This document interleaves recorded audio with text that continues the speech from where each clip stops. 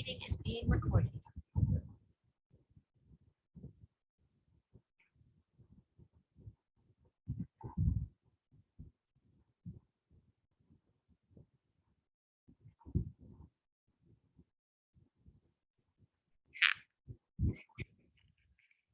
Good morning to all. I'm Sumitra, working as an associate professor in Triple Department, Varanthi Engineering College. In my last video, I explained you what all the different types of instruction sets available based on the operation being performed by the instruction, like arithmetic instruction, data transfer instruction, logical instruction, control instruction, and branching instruction. In this video, I'm going to explain about what all the different types of addressing modes available in case of 8085. So first of all, we need to know what do you mean by addressing modes. So addressing modes are the one in which the operand which is required for an instruction is being provided. Okay, so we all know that the instruction consists of two parts, namely an opcode and the operand, whereas your opcode specifies the operation being performed by the instruction, and the operand is the data over which the operation is supposed to take place. So now the addressing mode is the one how the operand is being specified in your instruction along with the opcode. So based on that, we have 5 different types of addressing modes, namely the register addressing mode, memory addressing mode. In memory addressing mode itself, we have 2 more types, like direct memory addressing and indirect memory addressing mode. And then fourth one is your immediate addressing mode, and the last one is your implicit addressing mode.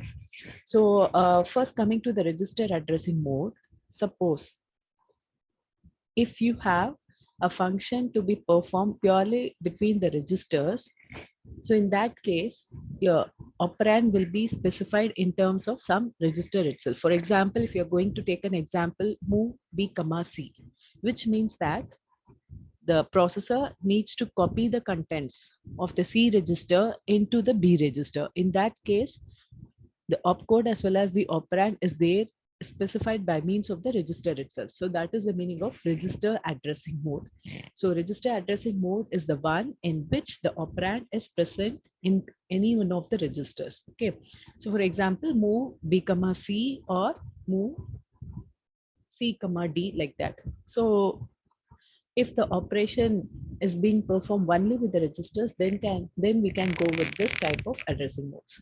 Then coming to the next memory type called the memory addressing modes. As I already mentioned you, there exist 2 different types of memory addressing modes, namely the direct addressing and indirect addressing.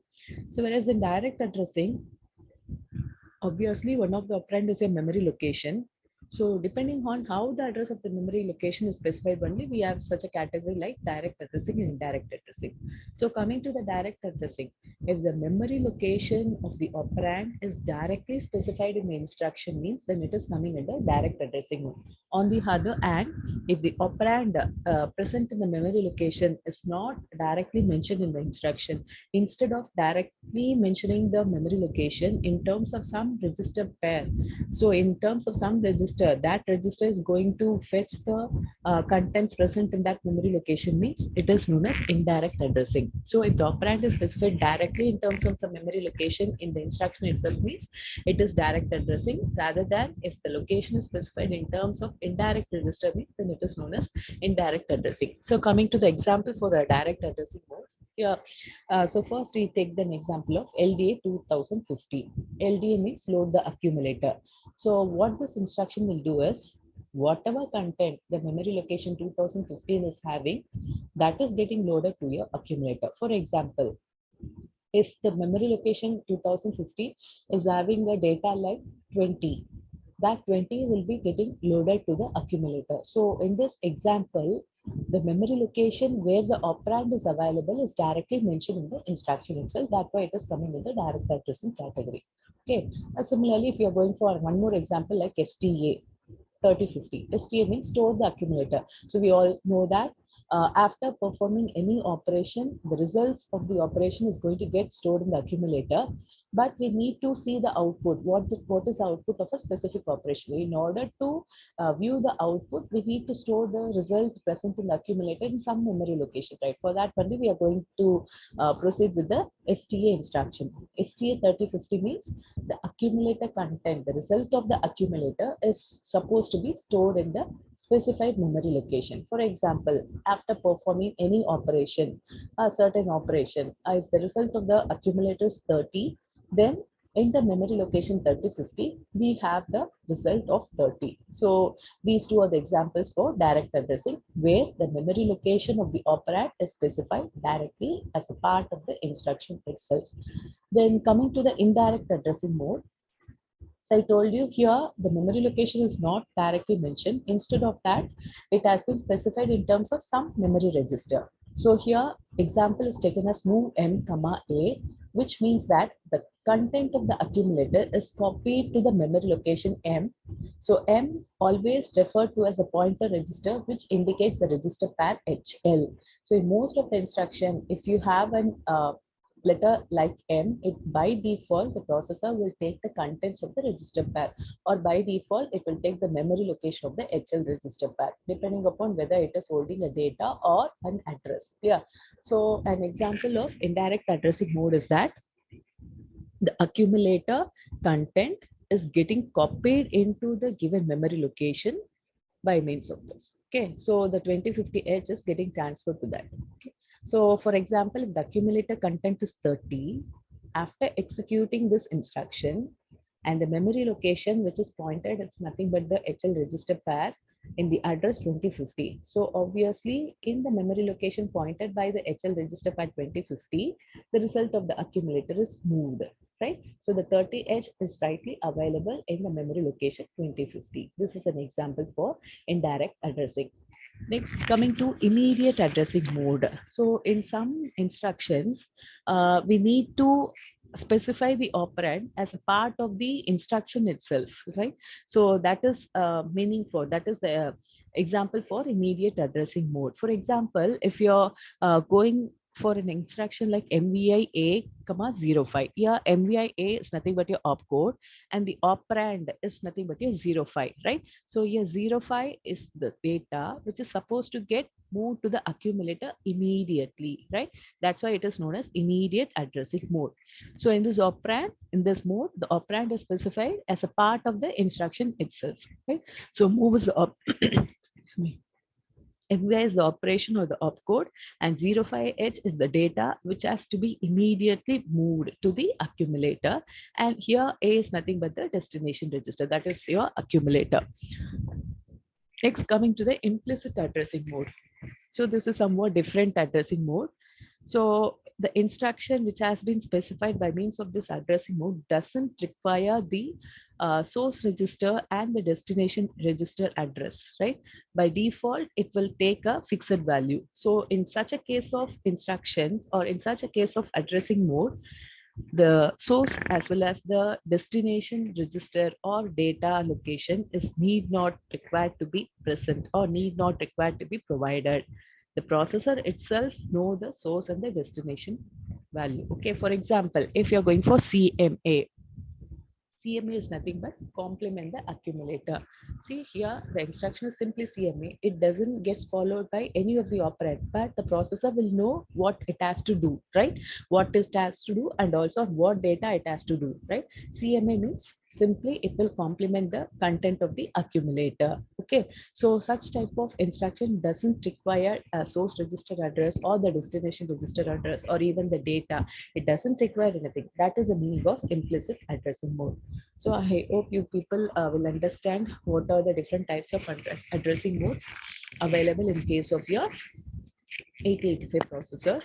And while discussing about the instruction sets in my previous video itself, I told you there exists one more classification of instruction based on the size of the instruction, like single byte, 2 byte, and 3 byte. So now let me explain about the types of instruction based on the instruction size. So it is of three different types, namely the single byte instruction and 2 byte instruction and 3 byte instruction.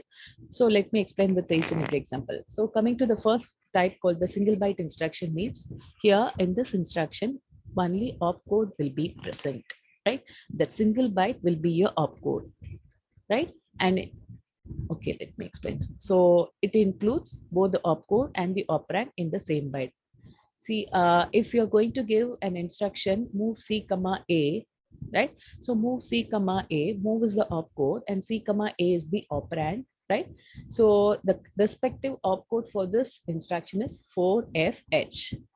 Okay. So in case of single byte instruction, both the opcode and the operand will be present in the same byte. For example, add B. What it will do, it will add the contents of the B register to that of the accumulator, and the respective opcode for such an instruction is 80H. Among this 80, 8 is equivalent to 1,000 and 0 is equivalent to 0000. So you have a single byte only, whereas both the opcode and the operand are present in the same instruction. So these are the examples for your single byte instruction. Then coming to the 2 byte instruction, so obviously the first byte will be your opcode and the second byte must be your operand. So in case of 2 byte instruction, the first byte will refer you the opcode and the second byte will be your operand. Okay. Example of such a type is MVIA. As I mentioned earlier, MVIA 32H. Here MVIA is the opcode and 32H is the operand. Okay, MVIA is the opcode and 32H is the operand. Okay, so the first byte is here. So here 3EH is the opcode for MVIA and 32H is the opcode, that is the operand, right? MVIA opcode is 3EH and 32 is the operand. So the first byte refers the opcode and the second byte refers the operand. And similarly, MVIB, for MVIB, the opcode is 06H and F2 is the operand. Okay, the first byte being the opcode and the second byte is your operand. So coming to the last step called the 3 byte instruction. Here, obviously, the first will be your opcode, and the remaining 2 bytes will be your operands, right? Remaining 2 bytes will be your operand. So coming to the example of 3 byte instruction, we'll be having LXIH 2050. So where LXI is the opcode, which is having an Xcode equivalent of 21H, 2050, right? This 2050, 50 is your lower order address and 20 is your higher order address. So this 50 is your first operand and 20 is your second operand. So it is having two different operands, 2 byte operands and 1 byte opcode. So in case of a 3 byte instruction, the first byte will be your opcode and the remaining 2 bytes are your operand, which is going to give the details about your data. And similarly, LDA 3070H. LDA, the opcode is 3A for LDA and 3070. The 30 is the higher order operand and 70 is your lower order operand. So the first byte is your opcode and the remaining 2 bytes are your operand. So with this, I think you people have gained some knowledge regarding what are the different types of addressing modes available in 8085 and also what are the classifications of your instruction set based on the size interaction size as well as the operation being performed by the instruction. Thank you. We will see the types of interrupts in the next